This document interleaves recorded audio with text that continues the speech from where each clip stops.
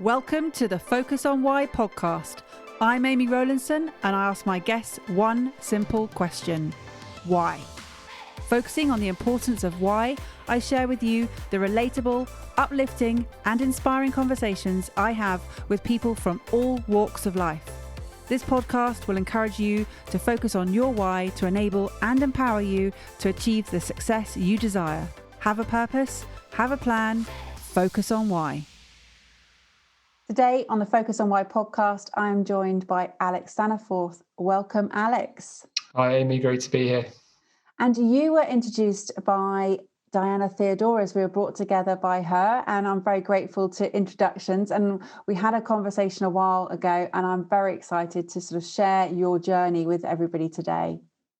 No, it's great to be here. And likewise, thank you for having me on. I'm always interested in podcasts, but especially when I have the opportunity to really take time and reflect on things myself, and knowing why and my purpose has been an interest for a long time. I think is important for a lot of people.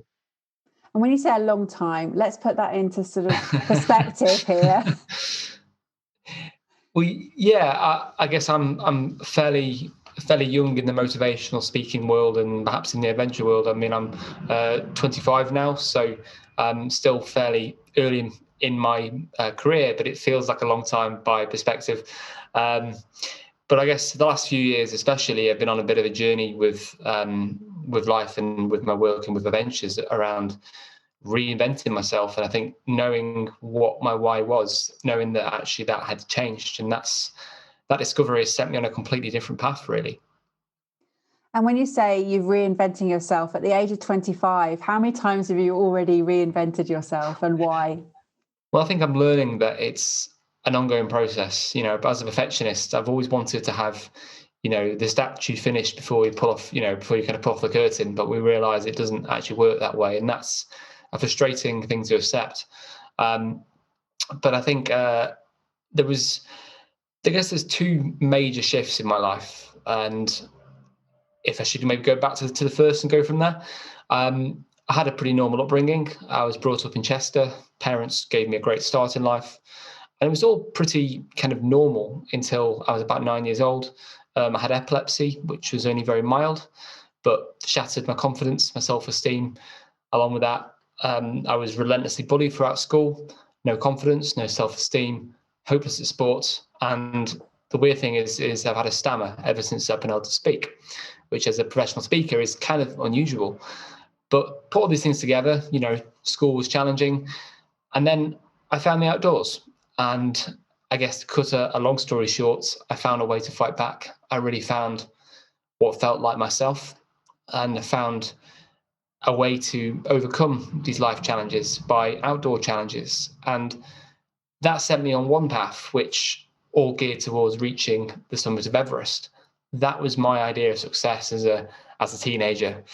And after 2 attempts on Everest, I then went off to another peak in the Himalayas. And it was on that peak that, after another failed attempt at reaching the summit, failure, as you may see, as an objective format, I remember having this light bulb moment in my tent at 23,000 feet, minus 23 degrees, thinking, why am I really here? What am I really trying to achieve? And am I ever going to be content just in reaching the top of the mountain? What's next? People always ask what's next. And I think we all get that, what's next?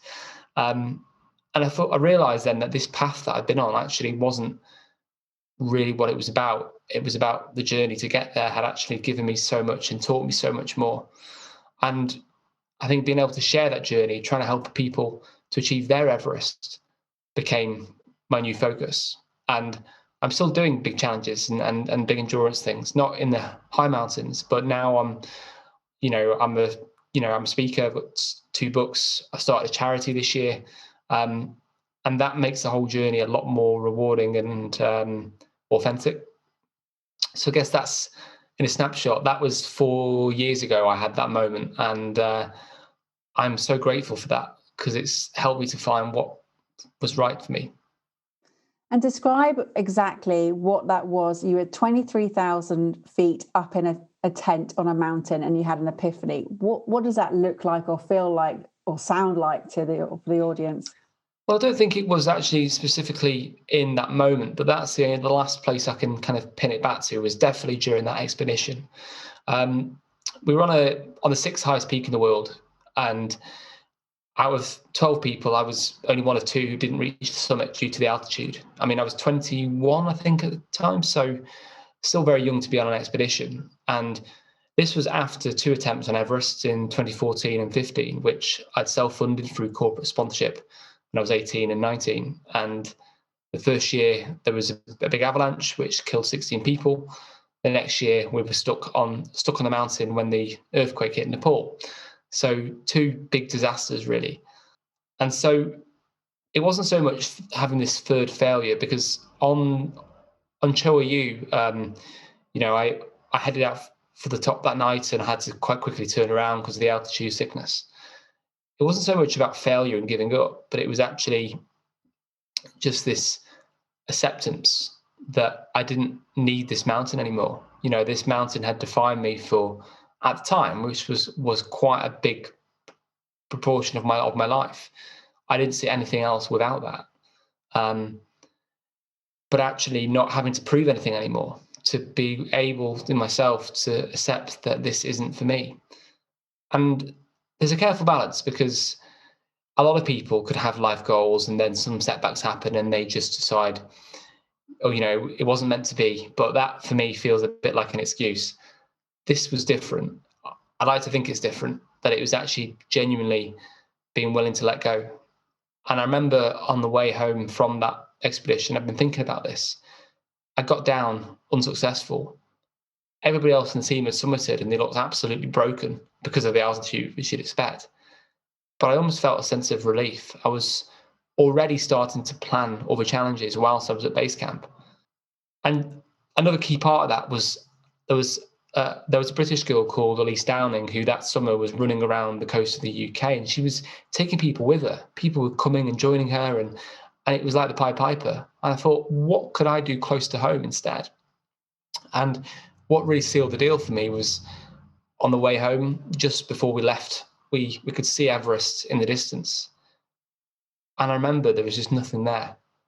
The goosebumps that I'd had as a kid, there was nothing. And that for me was the sign that that was the right thing to do.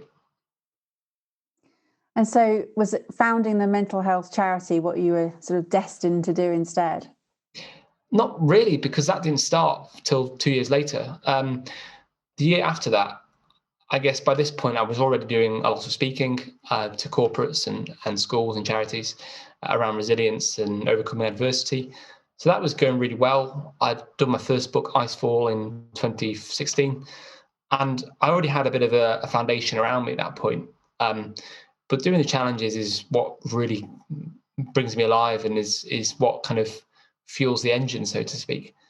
And the following year, I did a challenge in the UK, climbing to the highest points of all 100 UK counties, which involved cycling, walking and running and kayaking 5,000 miles in about 72 days. And that was something very different. It had only really been done in a human-powered format once before. So it was the fastest time that I was trying to do it in. And that was fundraising for Young Minds, the mental health charity for young people, because alongside all of this, I've had my peaks and troughs of anxiety and depression and an eating disorder.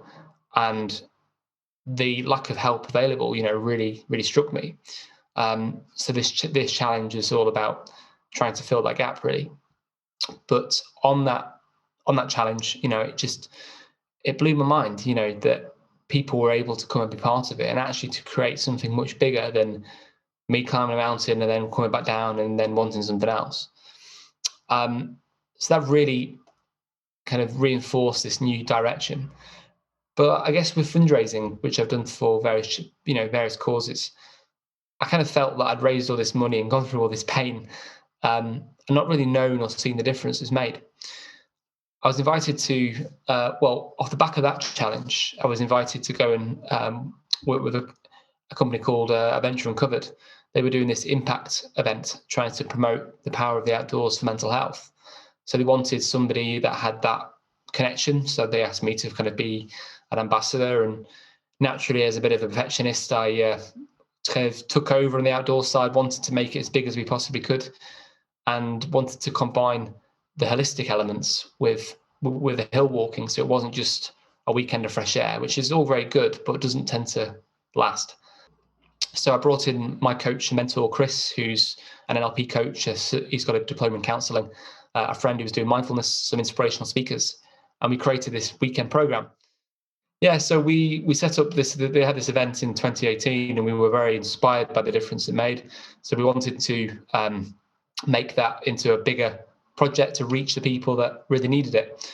So myself and Chris set it up first as a CIC, and then then in this summer we became an actual charity. So that's taken up more and more of my time, but really it's just another component alongside the speaking and the writing and the challenges.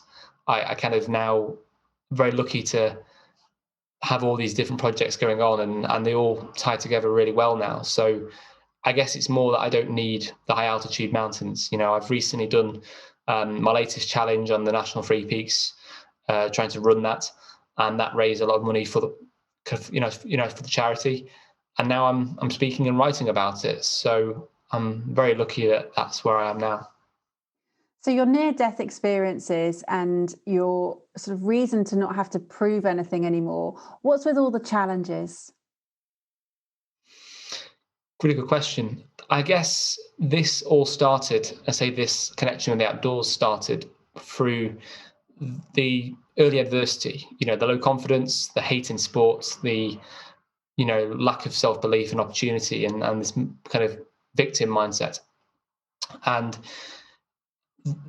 that moment changed when I was on holiday in Turkey when I was about 14, and I decided to try something called paragliding. Quite an extreme sport, quite a big leap out of the comfort zone.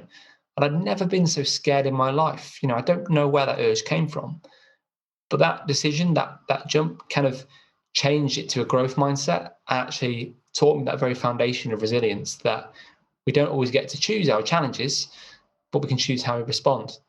And once I had that planted, from then on, I just wanted to keep on challenging myself and proving what else I could overcome. And there was an element of proving the bullies wrong and proving myself wrong. And I guess the challenges gave me that confidence, that escape, where it wasn't dependent on anybody else's opinion. It was just me versus the environment. And that was a great way to really prove my own limits and confidence. And so I've always needed that. Once you've had that, it's a bit like an addiction. You kind of can't get the same hit anywhere else.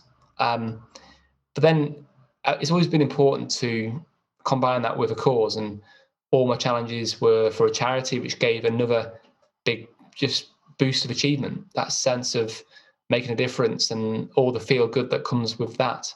So it's not just for you and a kind of a selfish pursuit.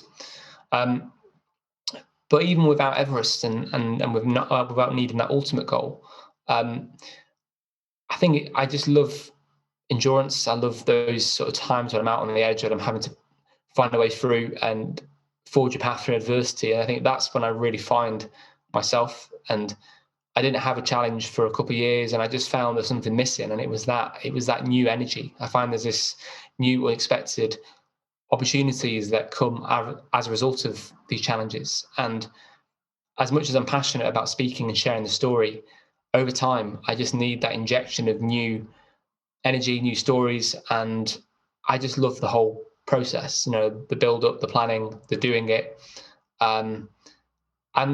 And yeah, I think even on a day-to-day basis, as a runner, as an athlete, I just love challenge. And that is what, for me, makes life worthwhile. And would you have believed if you'd just sort of gone back in time and told that 9-year-old that you absolutely loved challenges in sport and running?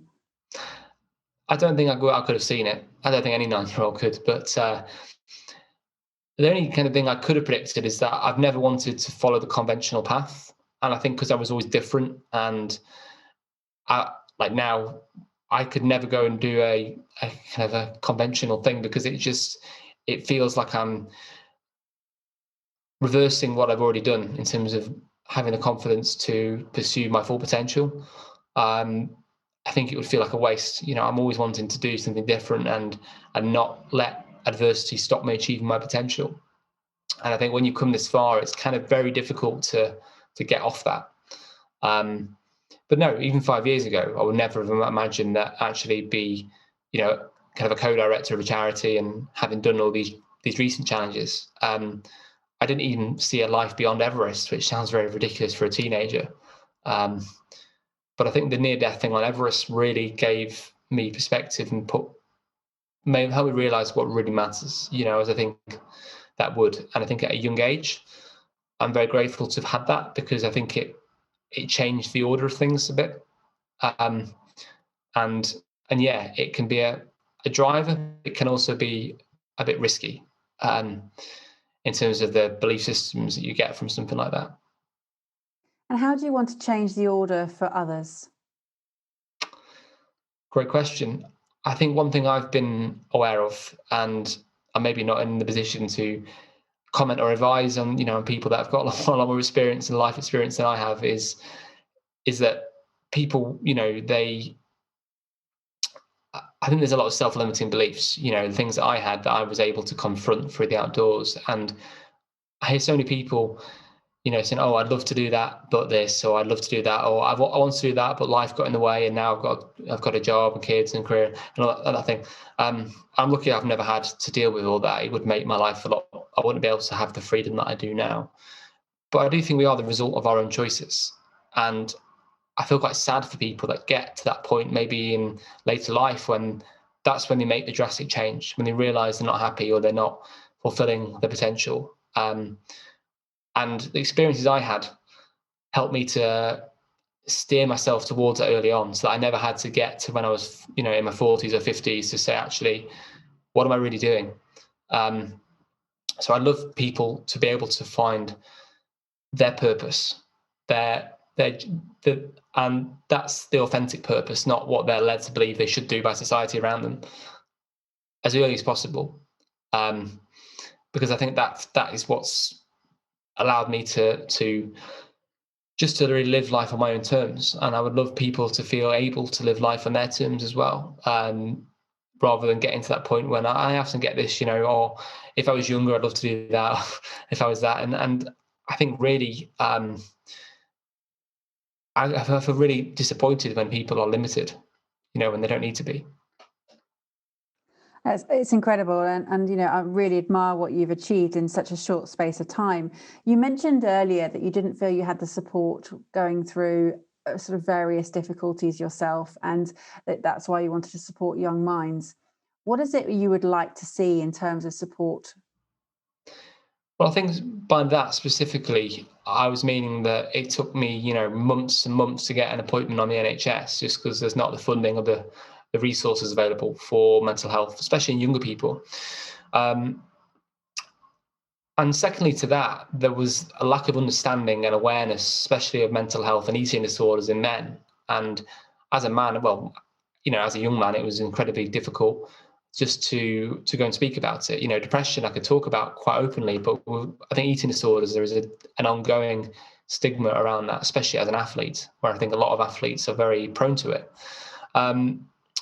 And I think that's what delayed me from being able to go and get help sooner. So I think obviously resources and support, but also understanding in society. And I think the only way we can really make progress on that is more people normalizing it by sharing their stories.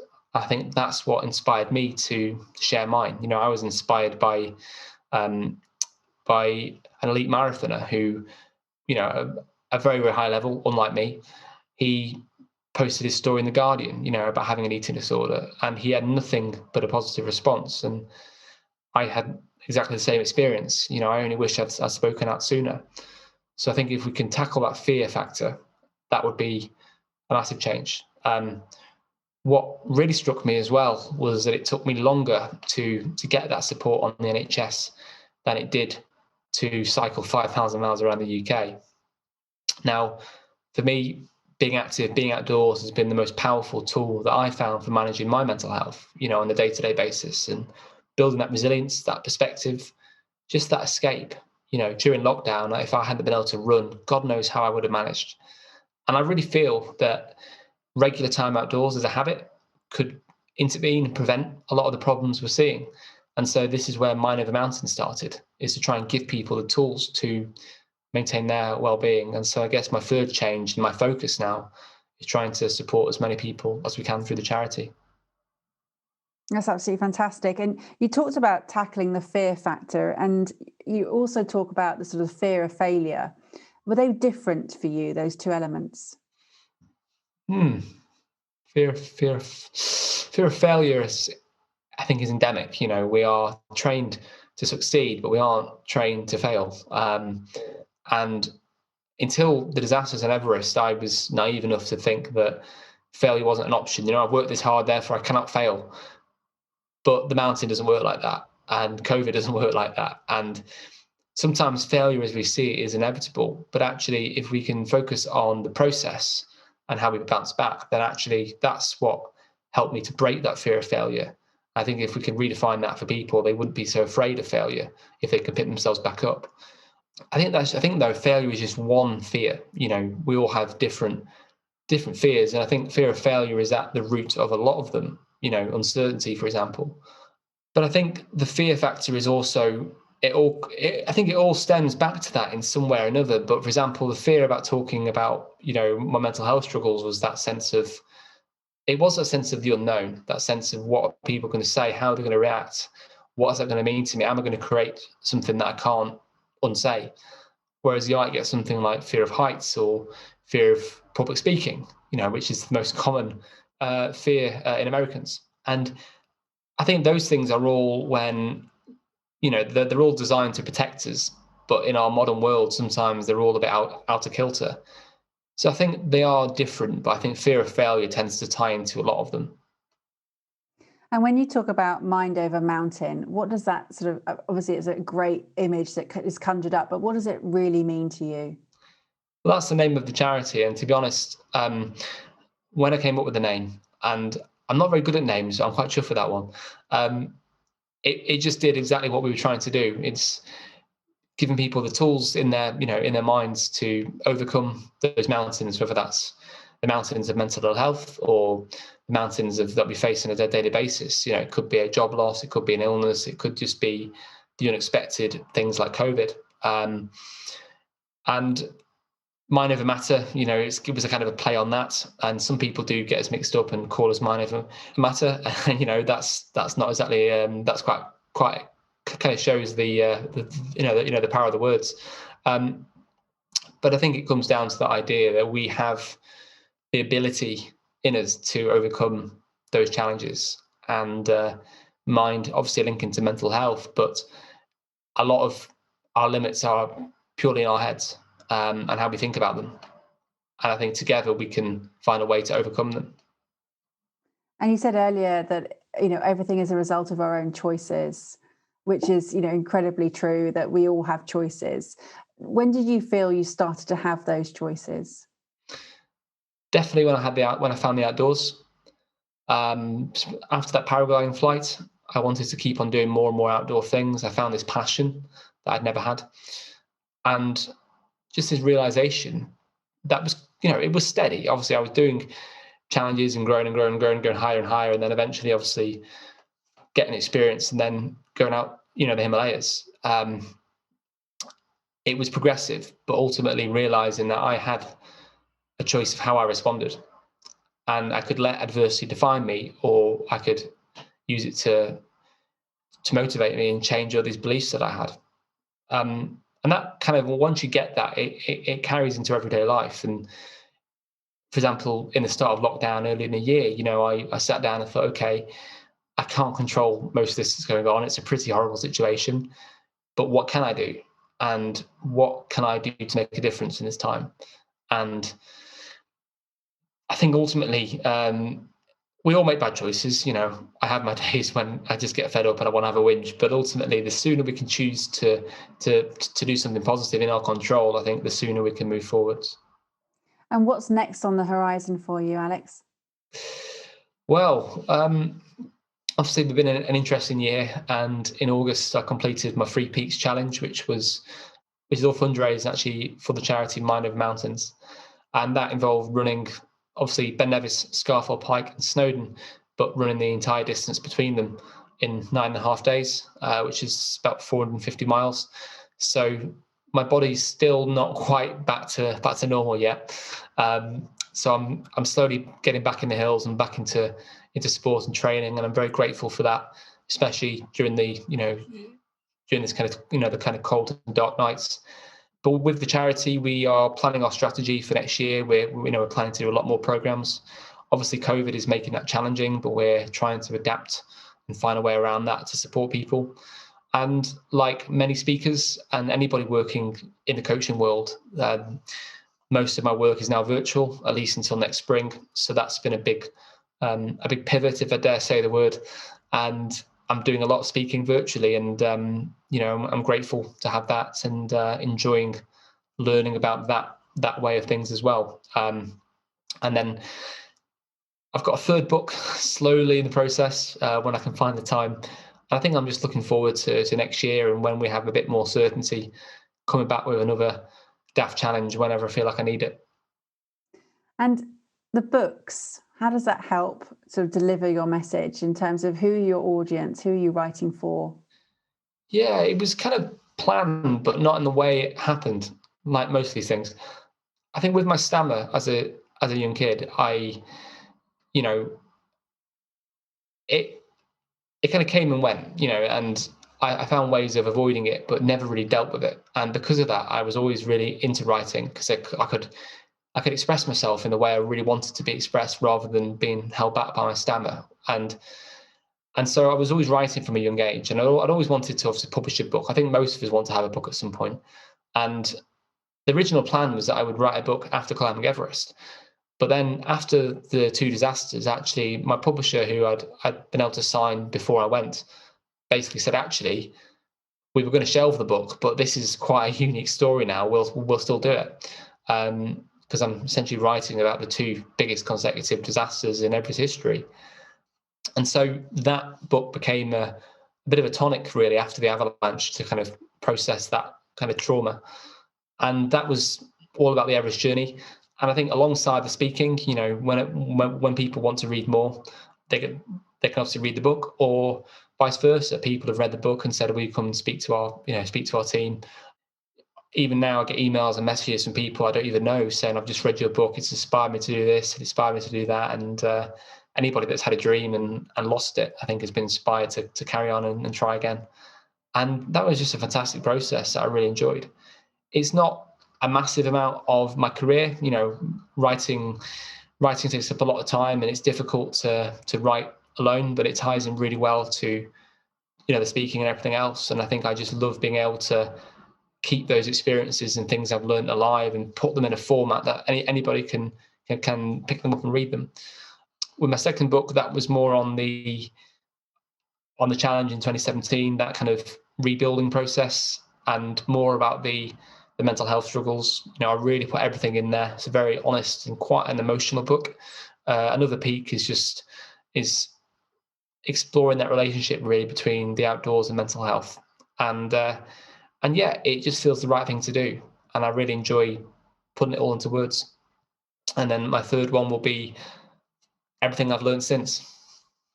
Wow, it's incredible. It's such a great sort of legacy to be leaving behind. When I say leaving behind, I mean, you barely just started. I feel that there's so much more to come as well, which is going to be excellent. And it described a mission for you for the next sort of 5 years. Mission. Well, I come back to this quite often. And I think it's what you just mentioned then about, trying to leave something behind. Actually, the other question that came to me on that mountain in that tent was, had I been in that tent at base camp the year before, had we not left that base camp, we probably wouldn't have made it, because our tents were buried under a foot of ice and rock, and we had a pretty miraculous escape. It was asking myself, had I been in that tent, what would I have left behind? And obviously quite young to be having a question like that, but ultimately that was what spurred me on to do these challenges close to home and start the charity. And I think really my mission is not only about achieving my own potential, living life on my own terms, but also leaving something bigger behind, something that lasts much longer than me. And that for me that's my vision. And my mission, which needs to be a bit more measurable, I think really is just trying to inspire people to achieve their Everest, to, embrace uncertainty and not to settle for base camp. Too many people are settling for the ordinary average and the expected. And I want to help them to break free from that and, achieve their own Everest, whatever that may be. Well, find the extraordinary is certainly coming through in your messaging. It's fantastic, and I can see how you inspire many people to retrieve the lost dreams, as you said. That's just so admirable. It's fantastic. So, how would people get in touch with you, Alex? Yeah, thank you. I'd love to hear from anybody, and always happy to answer any questions or try and offer any advice. So the best way is if you head to my website, which is just alexstaniforth.com. You can find all the links to my social media, my email, and my books on there, and the charity. Or email me, alex@alexstaniforth.com. I'm on LinkedIn, Twitter, Facebook, Instagram, everywhere pretty much. So I'd love to hear from anybody. And you can find out about the charity at mindovermountains.org.uk. Well, I'll make sure all of those links that go into the show notes so that people can easily access them. Have you got a final few words for the audience, please, Alex? Oh, wow. Well, this is always a challenge. I'll have to go and grab one of my books. I think it really is, and at the moment, it's about, to focus on what we can control. At the moment, there's so much going on that we can't control, and I think we're only going to become reactive and hopeless. But actually, it's about thinking, right, what's going on in the moment? What can we do? How can I use my skills to make a difference and to have something that I'm going to be proud of when I look back? So I think it's just focus on what you can control, however big or small that may be. Thank you for listening to the Focus on Why podcast. I'm Amy Rowlandson, and if you've enjoyed this episode, please leave me a 5-star Apple Podcast review. Connect with me on LinkedIn, Instagram and Facebook, and become a member of my inspiring, uplifting and positive Focus on Why Facebook group. I help people to focus on their why with clarity, uniting their passion with their purpose with a plan, to create the life they truly desire. If you would like me to help you focus on your why, then please book a free 20-minute coaching call via calendly.com/Amy Rowlandson. And if you haven't already, please sign up for the Friday Focus weekly newsletter via my website, amyrowlandson.com. Have a purpose, have a plan, focus on why.